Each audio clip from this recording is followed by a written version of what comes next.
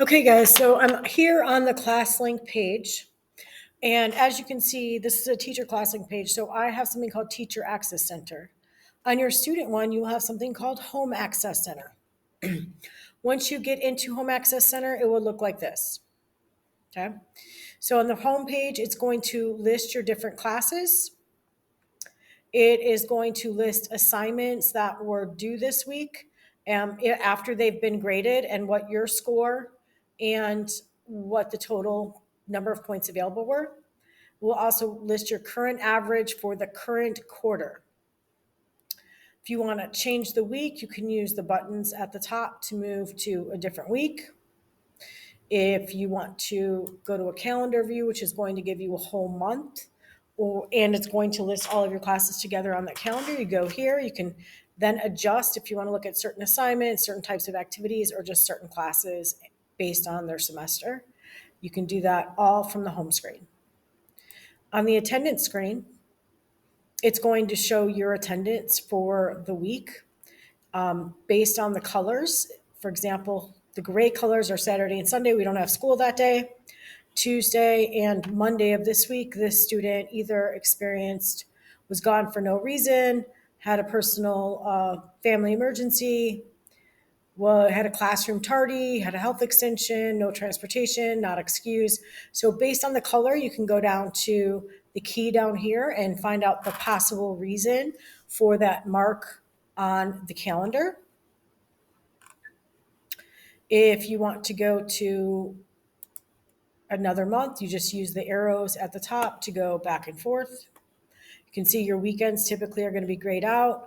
The 30th, this was Memorial Day, so that was also a non-school day, so that was grayed out. And if you hover over the reason, it says here she had a classroom tardy to first hour. So that was the reason for that red mark.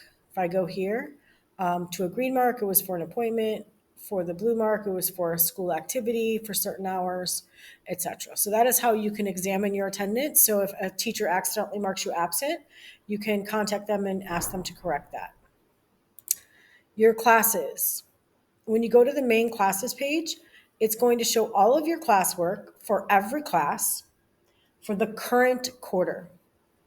So here we can see that math 8-2, it has all the assignments. This is for fourth quarter, and it shows what type of assignment it is, participation, formative, or summative. Summative is typically something that's going to count the most for your grade. Those are like quizzes and tests and things of that nature. Here it shows what score you earned on it, and next to it, what score was available to earn on it. So this student, for example, earned all 5 points that were available in this participation assignment. In this BR Week 37 formative, she did not turn it in or did not earn any points, so there's no grade there, but it was worth 50 points towards her grade.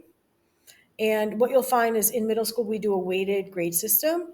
So formative is weighted about 25%, summative is rated 70%, and participation is rated for 5%. That was what we did in the 21-22 school year. That may change a little bit for 22-23 and years going forward. So you just want to check with your teachers at the beginning of the school year to see how that will break apart. But you can see the due date, the date it was assigned. So for BR 37, it was assigned on May 31st, and it was due on June 3rd.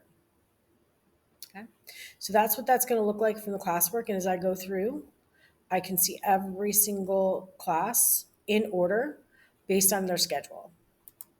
If I go to the schedule, it's going to show me this. The student can see their actual schedule.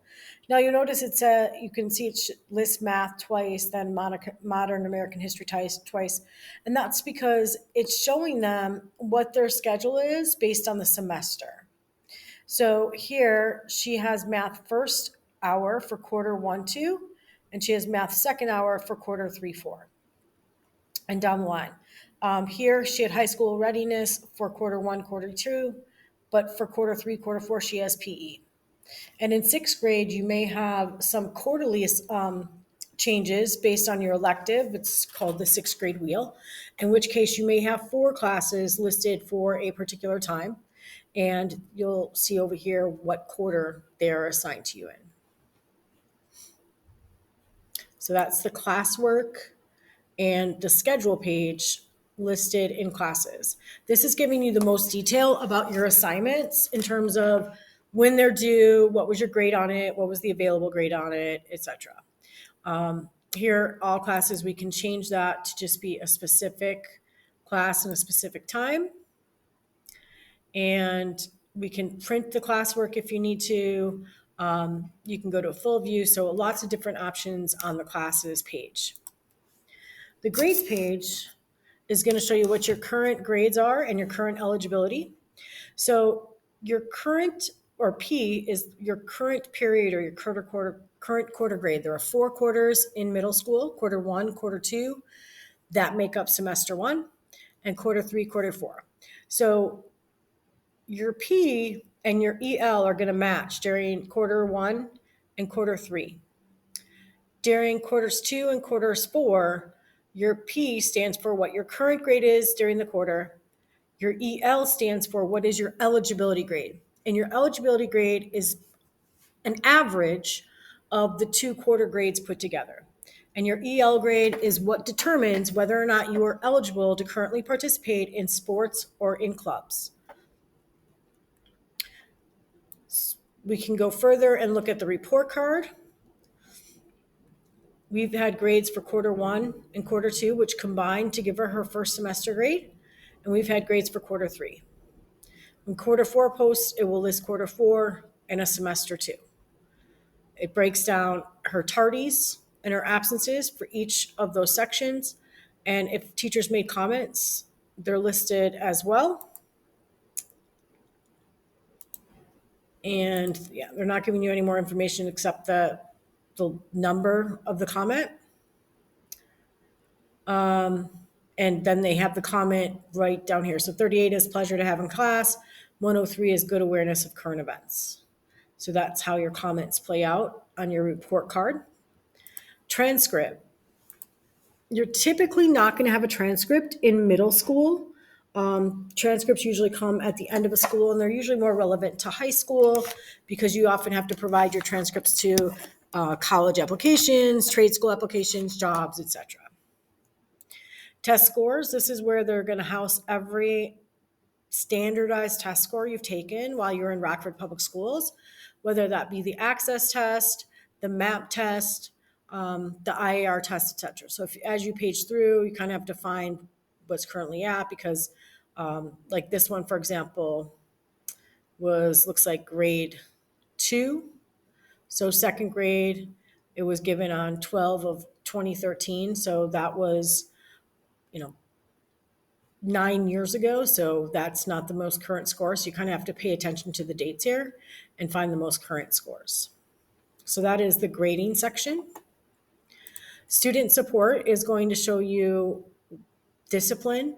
So whatever discipline you've gotten during the school year, it's going to have all of that listed, whether it was a minor for a tardy or a major for, something else. Hopefully you have 0 majors on there. And it gives you some information about the offender, the date, and all that. Success plans could be, if you have a success plan, you can see what day it was issued and what it was for. Registration is just information about like your address and things of that nature, and good to always show your parents, like if you move, that's where they want to contact the school and update that information, so teachers have the best way to get in contact with you and your parents. So Home Access Center, it is going to be your responsibility in middle school to go in and check your grades at least once a week. It is going to be your responsibility to look at your classes and see, are you missing any classwork, and find out if you can still turn that in by talking to your teacher.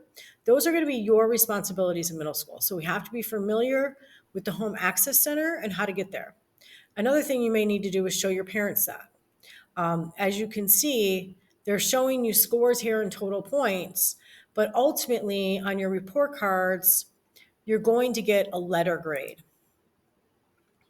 So it's not going to be 1s, 2s, 3s, and 4s anymore. Here they're still showing the percentage, but 90 to 100 is an A. 80 to 89 is a B, 70 to 79 is a C. So basically, you want to be at a 70 or above because a 70 is average. It means you're on grade level. Above that means you're maybe performing above grade level. If you're below a 70, that means you have some work to do, right? That's a D. Below a 60, that's an F. That means you're failing the course. So it's a grading is a little bit different in middle school than it was in elementary, where you're getting 1, 2s, 3s, and 4s. Right? So middle school is moving to the A, B, C, D, and F grading scale. Oftentimes, you may check this once a week in advisory or with a particular teacher, but it's your responsibility to go in, look at your grades. You want to make sure that all of your assignments have been graded correctly based on what the teacher has told you and given back to you, and all of those types of things. Again, you will access this from your list in ClassLink, one of your apps. You need to be signed in there first. Then you can go to Home Access Center. You'll use your ID number and your regular password to get into Home Access Center. And then you have access to all of this information about yourself.